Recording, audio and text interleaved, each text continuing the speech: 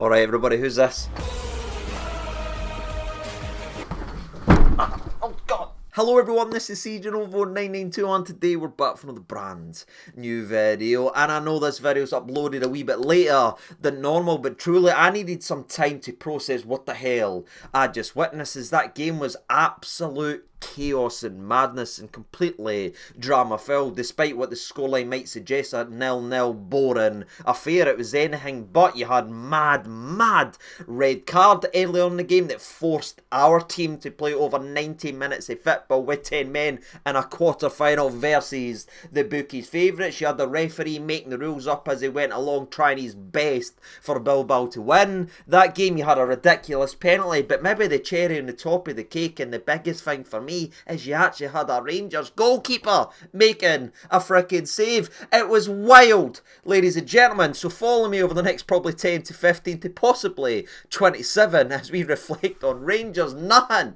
Bilbao nothing. But I'll tell you, it's took time after this grey guy's life. And you know, they say you didn't choose the grey life chooses you, and I truly believe that was a pact that was made the very split second I was born a Rangers fan, and these grey hairs have invaded the cranium ever since. In 99.2% of that is due to supporting this football club. Because how do I sit here in front of you a couple of days after being absolutely disgusted, infuriated and done with the Rangers team based on how they perform usually on a Saturday and Sunday, by the way, but especially with the way they competed, the lack of effort, the lack of desire, the lack of everything the weekend was. Then just a couple of days later, when the European Nights falls upon the best stadium in world football, and that song hits these players, and they come out here looking like they've been drinking on the secret stuff for Space Jam, and they just raise the level and they give absolutely everything you could probably ask for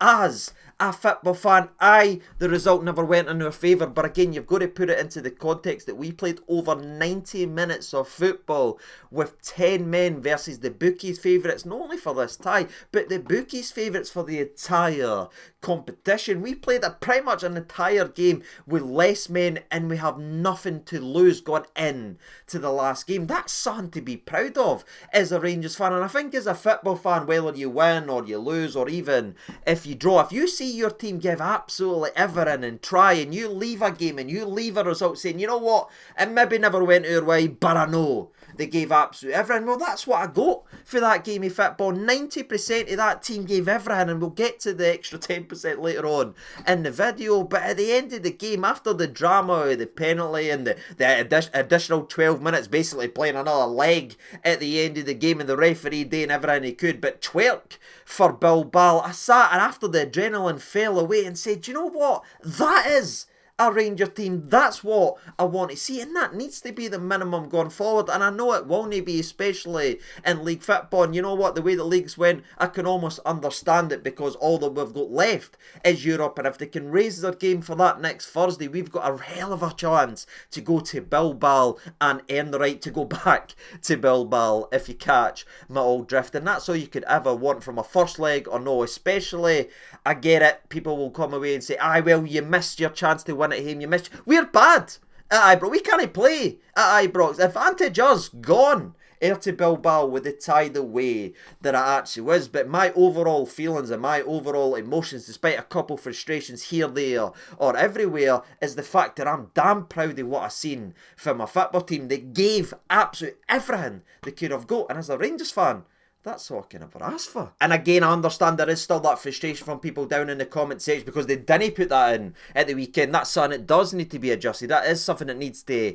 be fixed, but it can't be fixed like that and fixed overnight. All we can do is enjoy these moments when they come, and during a pathetic season that's been infuriating to the maximum, these European nights have been absolutely excellent, and these players deserve credit for not only what they've done last night, but what they've done overall in the entire campaign, and that's defy every single odd flung at them finishing in the top 8, beating Fenerbahce that was heavily favoured in the game, and then coming into this game despite the run that they're in, despite the players that was missing, despite the opposition they were playing, to still have it level going into the last kick of football going in to next Thursday is all you can really ever ask for. And again, they continue to defy the odds, and hopefully we're sitting here next Thursday or possibly Friday if I'm flying back for the game with a smile on our face knowing that it's not yet over and we're still dreaming. But again, where there is pride, there was a hell of a lot of stress, and by goodness gracious me, the players certainly gave us that. But before we talk about the game and get into the game recap, there is a couple individuals that I want to pick out, especially the old goalkeeper, Mr. Liam Kelly, which was the biggest call to make, and it was the call that was dominating the lips. We talked about it in yesterday's preview video. Now, I didn't think that would be the call. I was hoping, and I was trying to put it, and I was trying to manifest it would be the other end of the park, and I think if you saw the lack of effort, press, and anything that Dessers gave, you can understand why I wanted that. But the big call that Barry made, the promise of the change, was done, and it was probably the most high profile one he could have made, and that was taking Butland out, the hero of the last round, and putting in Liam Kelly for his European debut in a Rangers team, or especially at this level. And I just think you like Liam Kelly, right? And I look at him, because if you followed this channel for many, many years, even going back to the SPFL show days, I don't know if there's anyone still here from all those years ago when I used to look at the entirety of Scottish football, usually on a Monday on a live stream. Liam Kelly was always a goalkeeper I'd pick out, and there was always a goalie I'd be impressed with. And I think you can still find a video when we released him here years and years ago. I was disappointed because I thought he had something to actually offer. But you think about that, right? That is a guy that's grew up a Rangers fan, that's came through the system, that was let go by Rangers, that was told he wouldn't make it here. He's went away, he went to like Livingston, rebuilt his career, got a bit of name for himself, went down south, it never quite worked out, he never got an opportunity, came back up the road and fought tooth and nail to prove he is a top class goalkeeper, especially in Scotland, grabbing a Scotland cap and at his peak of his powers at Motherwell, keeping him in the division for nearly a couple of years, pretty much on his own back. He then gets the call, he then gets the opportunity to rejoin his boyhood team that said he couldn't make it, and he probably thought that dream was over, he would never be able to pull on the Rangers gloves, but he got the opportunity, and now he's had to sit and wait behind Jack. He came in for a couple of games, looked good, made a wee mistake, got bombed back out for Jack, who was chucking everything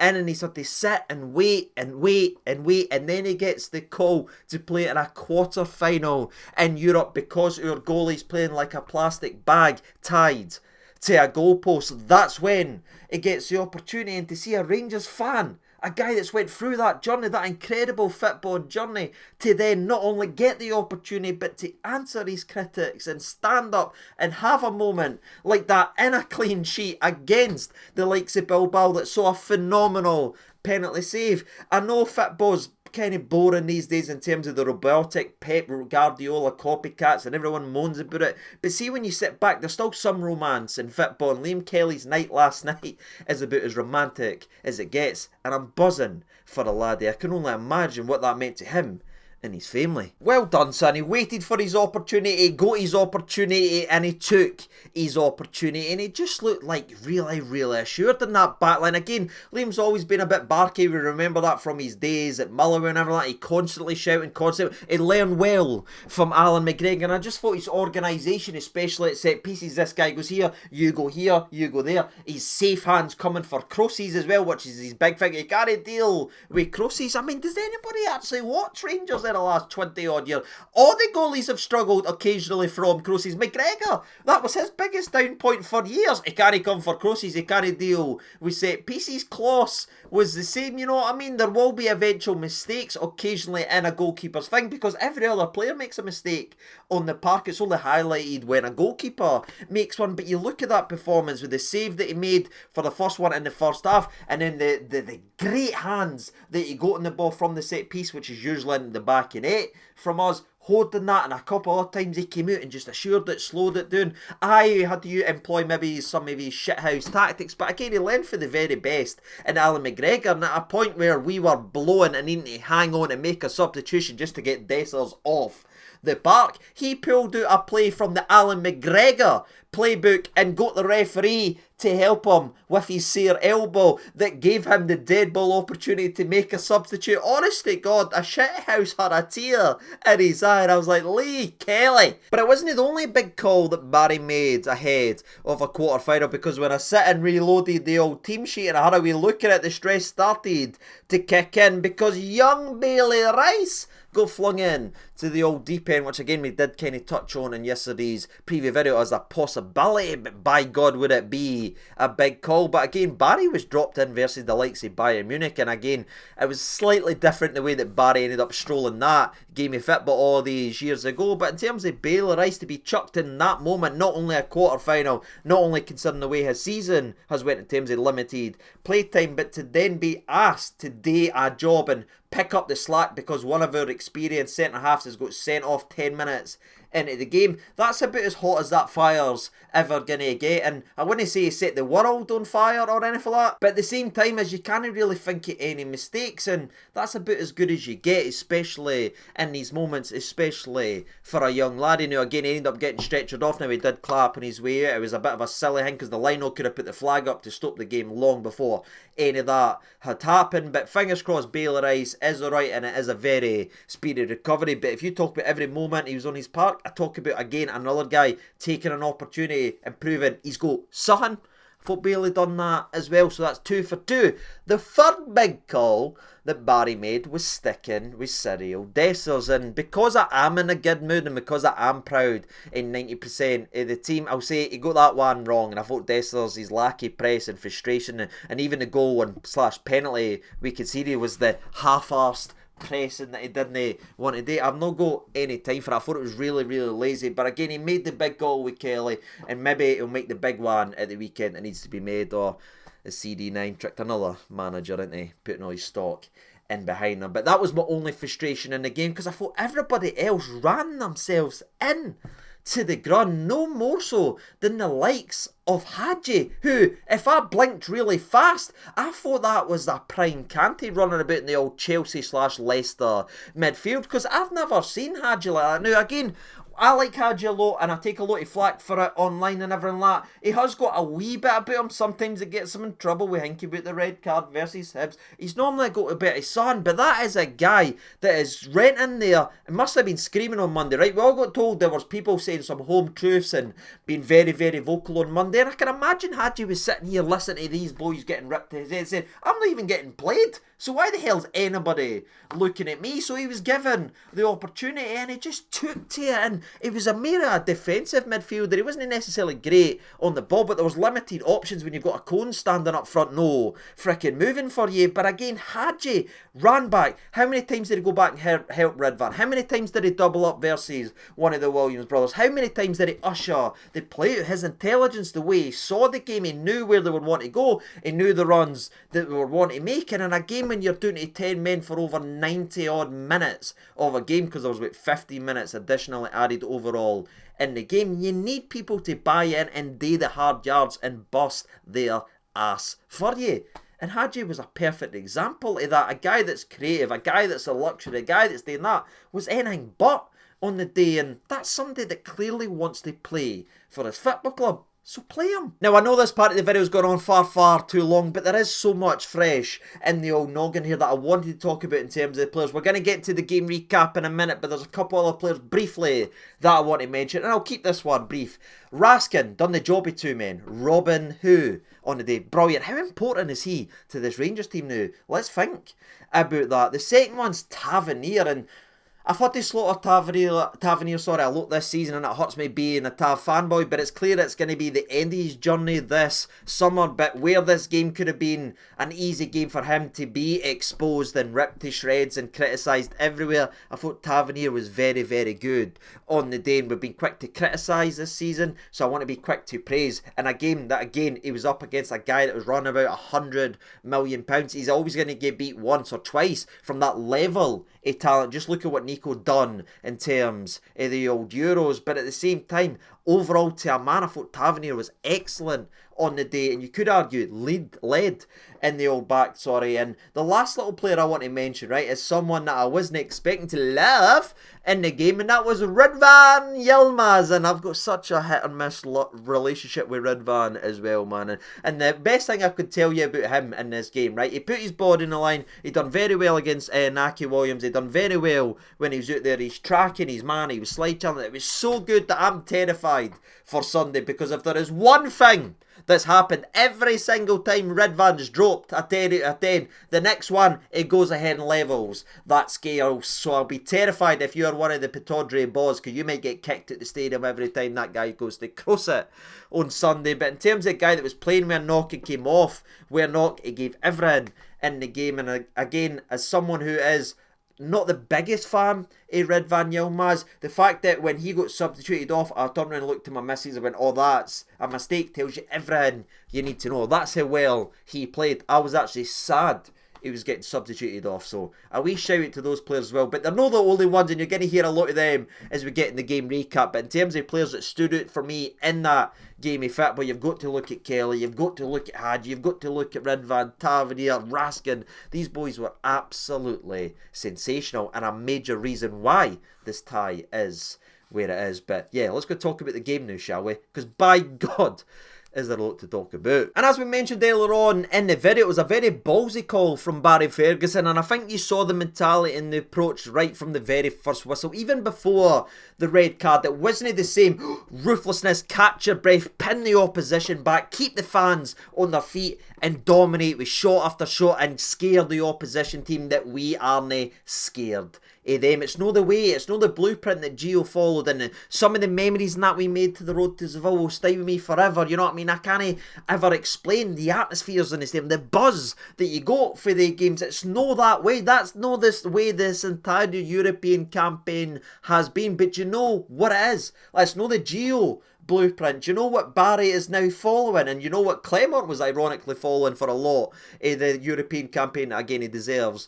respect for, is it's actually more Walter than it is Gio, if you catch my drift. And it's ironically more like what the way Barry led us to a European final is. I was a wee bit slower, it is a bit more defensive, but again at the same time is it's serving its purpose, and it's clearly working as we're still in the old tie. And after a wee bit of possession where we kept the ball eventually drops to Czerny. You know what Czerny wants to do, despite him having two men on him, he runs it both of them, cuts inside, has a shot that goes maybe a yard or two wide. But that was good to get the crowd up, and just when you thought, alright, you know what I mean, we've been defensive for 5-6 minutes, we've kept the ball, we've kind of slowed it right down, and then we've scared them, then we've got it. Alright Rangers, one ball goes into the mixer, it ends up being a goal kick, we pass it to Leon Balogun, Balogun just boots it to the opposition tried to come through, Balogun then comes in for a slide challenge, misses it, proper make sure it doesn't. I thought it was going to be a penalty, because where I was sitting I thought it was inside the box, thankfully it wasn't, but then I'm saying, what are they going to VAR for then? What are they going to... It's a red card, and after seeing the red card, there's no complaints. It is a last man challenge, and it is very infuriating because it's almost a carbon copy of the Roma game, where Roma had an advantage versus Bilbao, but that got ripped off 11 minutes into the game, and Matty Hummels was sent off for a last man challenge, where what you would say is, this one actually is a last man challenge, and I can't say anything. It's just rash for proper. He's trying to help his centre back out there who's made a mistake, then missed the challenge. He's trying to bail him out, he's giving it everything, he's throwing himself in there, but again at the same time we need our experienced centre. If you're talking about Balogun and proper, two of our most experienced centre halves, they need to be better collectively there, and proper.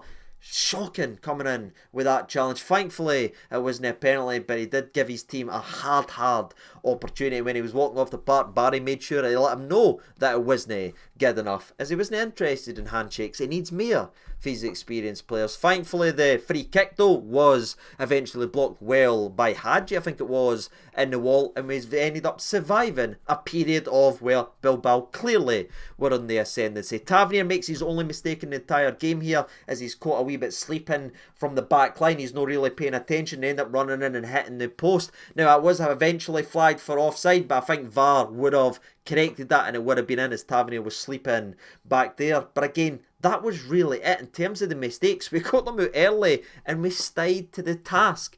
after that, right? It isn't pretty football, it's not going to win any awards, but it's effective at this level, and if you want to have a chance to go away from home in a quarter-final of a European competition with something to play for, you need to roll your sleeves up and give everything. And again, the 2 banks of 4 gave everything in the game. My only real frustration was watching Dessers no win a header or no be able to bring. It was the worst of Dessers, and we needed the best of him, but it drove me crazy in the game. But again, thankfully his lackey pressing was made up for, because not only were Raskin doing the job of 2 men, but so was Hagi, and Hagi really stood out to me and really, really shocked me. Again, I've already talked about it during his section in the video, but you can't overlook how many times he went and won the ball, how many times he got involved in a challenge, or how many times he came in there, maybe never won it, but forced them to pass it back, allowing us to reset. You had 2 guys in the midfield just running absolute at Bilbao. That was Hagi and Raskin, and that was doing a lot of running for not only Dessers, who we've talked about a couple of times, but again, Czerny isn't exactly busting his ass the same way Hagi does, but again, he gave a wee bit more than Dessers. But you're talking about maybe the slowest Rangers team you've ever seen, down to 10 men versus one of the fastest wing sides in the entirety of Europe. Yet somehow, some way, they never really got behind us. So again, credit to Sterling, credit to Tav, credit to Ridvan, credit to Hagi. They are the boys that pinned them in, and I thought Sterling was great as well. I don't think I've mentioned him so far. There was a couple of times they tried to get in. There was one where Nico got away down the left. It wasn't for Tavernier. I think he actually cut inside and bent his run past Baylor Rice, if I'm honest. But then Sterling just comes absolutely nowhere and bangs with a monster slide challenge, and that's what we need from him. And again, unfortunately, he was so good, he ended up getting injured again, and it looks like he's Achilles, which is a major blow. But that's what follows that lad as well. It's unfortunate, but it's what's happening. And we ended up nearly stinging on one of the set pieces we put in. Drops the Dessers at the edge of the box, turn and swivel. Good shot, by the way, but it goes just wide. But then Bilbao again started to get on the ball, started to create a couple wee things, and the major opportunities of the first half came when it drops to their big striker, who takes a touch, smashes it, and Tavernier just can't get to the block, but thankfully Liam Kelly can. And again, I was like, oh my god, a Rangers goalie making a save? Am I dreaming, please?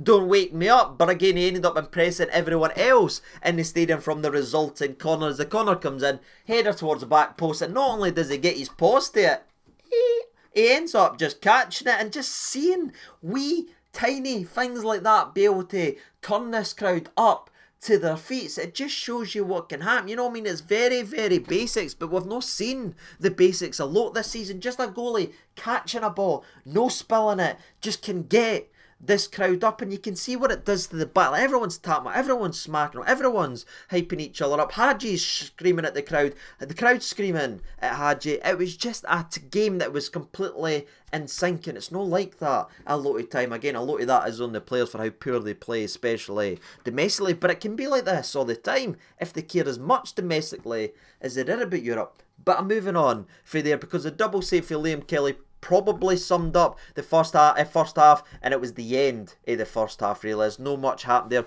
We spells a possession. Dessers misses a header in the 47th minute where we put the ball in the box, but you know, water's wet, I can't be baller. We go into half time, and again, and everybody I spoke to, well, it was the 2 Archies, shout out the boys, the long time subscribers, Wally or anything like that we met at the game. No matter who I spoke to, everyone is half time tournament. I'll take that, yeah, let's hope that's the 90th minute, we'll take that. Bilbao made their intentions clear from almost the kick-off as they tried to get in behind the Rangers backline from the kick-off, and you thought, alright, they're really coming for it. But again, in the way that they did, they tried to just swarm the wing positions. It was so well tactically done by Barry and his team that they just doubled up in the wing position. Again, it is something we discussed, they're so reliant on playing out to the Williams brothers and playing it out wide, then getting balls, and if you could just stifle that and force them into the middle, they've not got the exact same quality as they have clearly got out there. And I just thought we got everything spot on, man to man, where to be. And again, that comes to the players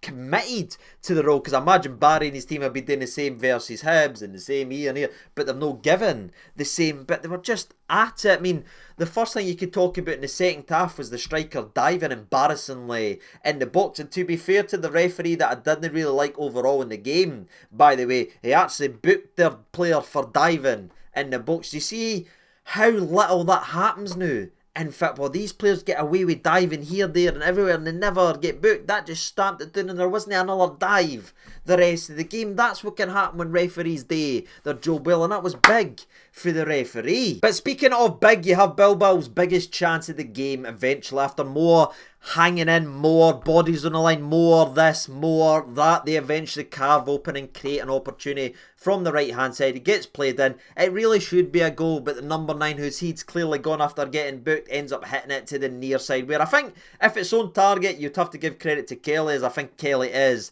there, but he rolls it just wide. But that's clearly the best opportunity of the game, and every single body in the stadium went, that's it, we've got away with it, we just need to tidy things up. But unfortunately the game was slowed down for a long period as Bailey Rice went down off the ball. I think it was a collision. Again, I've not actually seen it back yet. I didn't see it. I was looking because the ball was elsewhere. Then Bailey Rice went down and it didn't look good. He was down for a long time. I'm sitting saying, oh no, and then the stretcher's coming out and then another stretcher's coming out.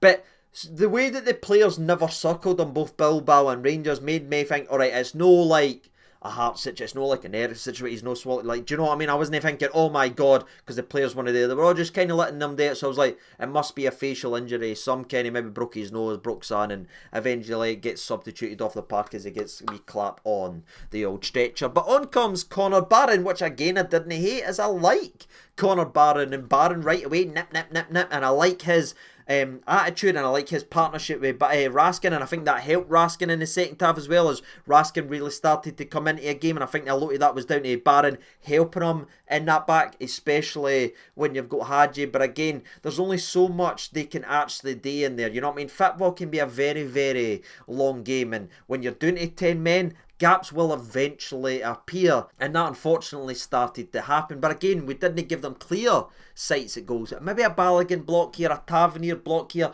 getting the ball out here. It was one way, and I'm not going to sit here and talk elsewhere, but they were hanging in and they were fighting for Helm's deep troops. And eventually the moment comes, it's probably the most controversial moment, and it wasn't the red card. Do you look at, go back and look at the goal / handball we conceded. Dessers has jumped merit like he's a show pony. He's like that. Air the ball, just get in and nail, get in and show a bit of something, but he's jumping air the ball from there. One long ball in behind Sterling. The ball ends up ricocheting off Sterling. We'll talk about that more in a minute. Eventually they've tapped the ball in the back of net, frustratingly getting beyond Liam Kelly. Nothing else he could have done. It was a rebound that eventually got tapped in to an empty net, and you're thinking, nah. Then there's VAR, and then you're going, what's VAR for? VAR? Is it offside? Is it offside? Can somebody check? Is anybody got signal? Anybody got signal? Is it offside? Can somebody tell me what's going on? And after that, you're saying, oh, it might be offside. It is offside. Brilliant. It is offside. Why does that say possible penalty? And I don't know, man. I ken I'm old and I'm just screaming at the moon these days, but Jesus, if this is a penalty, let's just pack up football, man. You know what I mean? Like, what's football going to be like in 10 years? Like, think about that. What is football going to be like in 10 years' time? If this is what we've seen in the last couple years, Sterling's getting judged as an intentional handball for that. It's hit him in the back elbow. Do you know what I mean? He's coming in for the block. It's hit him. And it's not an intentional handball. It's absolutely ridiculous that this is a penalty kick, and it's shambles, and it shows you how desperate they are to make sure Bilbao's in the Bilbao final troops, because oh my, they're looking at 3 different phases they played during one. VAR, let's just check, is there anything there? No. Okay, anything there? No. And that's the first time I've ever seen a goal chopped off for offside, but a penalty given anyway. Hide your homeworks, man. You're absolutely embarrassing. And I'm that silly football fan that believes in stories and believes in me moments like that. And you know what I mean? Sometimes it goes well. Sometimes players come back from the cold, play well. Sometimes they didn't. But I'll always be that guy that likes to see guys given an opportunity that's maybe no the picks, maybe no the first thing, but get an opportunity. The underdogs, I'm a big fan of the underdog story, and I just thought, imagine he saves it. Imagine he saves it. Imagine he saves it. And he smashed it, and he's got his foot on it, and he's ballooned it, and the atmosphere, man, just rose and everywhere. And I couldn't help but love not only the moment for the game and love it as a Rangers, but love it for Kelly as well. Could you imagine what that's meant to him and his entire freaking family, man? Oh my, I wish I was good enough to make it. Like, you know what I mean? Because can you only imagine what that would have felt. And he has been good enough to make it. He did go ahead and make it, and there's a moment you'll remember for the rest of your life. Incredible saving, one that was deserving. But do you know what everyone forgets? The penalty save was great, but we also had to defend a corner, troops, and corners have been our Achilles heel, arguably very similar to penalties, but thankfully Hagi defends it well. The first time, he just kind of like chucks his nipple at it, and I'm like, but thankfully the second time gets to see it and gets away, and that was the blueprint for the last 10-15 minutes of what was left. The second half, sorry. Then we had the additional time, and again Bilbao passing it about here, there, and everywhere. But thank God that they are Pep wannabes and they just pass it from side to side. Because if they were really going forward, they could have probably ended the entire tie last night, but they never. They tried to stick to the principles, they tried to stick to the robotic nature, and they stuck to what they do, and we just flooded that areas. And I had to ride a wee bit of luck a couple of times, had to dive on the ball here or there, but again, that's what you need to do. Sometimes it can't all be sunshines and rainbows. Sometimes you need to bust your ass and give everything. And the Rangers players got what they deserved today. And that's almost been the story of the season, because they've got what they've deserved all season domestically for what they've gave, which hasn't been everything and hasn't been good enough. But the day they got the result that their effort, work rate and desire deserved, especially considering the circumstances. Again, it wasn't a win, and that would have been amazing, but you're creating very little in that game of football, and you need clinicalness, and we picked a striker that wasn't, so the two chances that did fall to our striker were missed. But that's always going to be that way. Egeman came on, and thank God that he did, by the way, because we started to get at least an out ball. And I think if you look at post Egeman and pre Egeman, how little and our overall ball possession and where we were in terms of the game is massive, because we couldn't get out for a large part of that entire game. We couldn't get beyond the halfway line. He comes on, couple wee nutmegs, drags us up in the corner. He's doing his Joe Rebo hang there, spinning everybody left, right and centre, and he's just getting us up the park. He actually won a duel, brought it down in his chest, brought somebody else into play. Next one, he was up winning a header, and that's just appetite, that's just work rate, and that is just what we needed at that point. And to wrap up today's video, my overall feeling is pride, and I am proud of this team. What about you? Let me know your thoughts and opinions down there in the comments section below. Have I got the decision wrong? Have I got the players wrong? Who impressed you? Who was your man of the match? What you thinking? And do you believe we will do it next week? Let me know, yes or no. Do you believe we can go ahead and do it? Are you still dreaming? You can let me know. Until next time, I've been CJ92. Thank you so much for watching. All the best, and bye-bye.